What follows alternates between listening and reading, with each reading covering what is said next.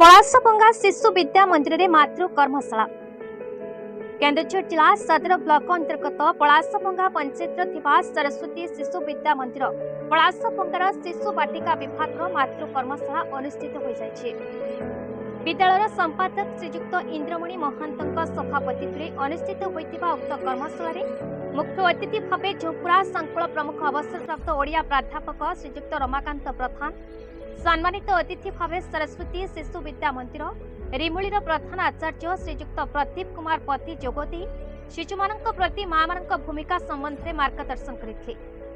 विद्यालय प्रधान आचार्य श्रीजुक्त क्षमानंद महंत अतिथि परिचय स्वागत भाषण प्रदान करथिला बेले आचार्य क्षीरमणि महंत धन्यवाद अर्पण करते।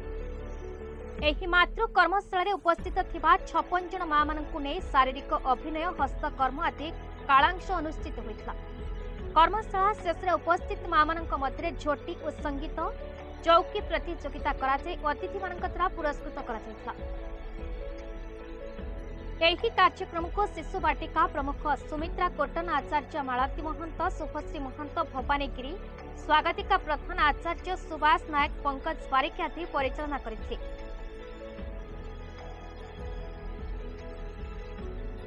केन्दुझर झुंपुरारू भावग्राही महंतଙ୍କ रिपोर्ट बीई न्यूज ओडिशा।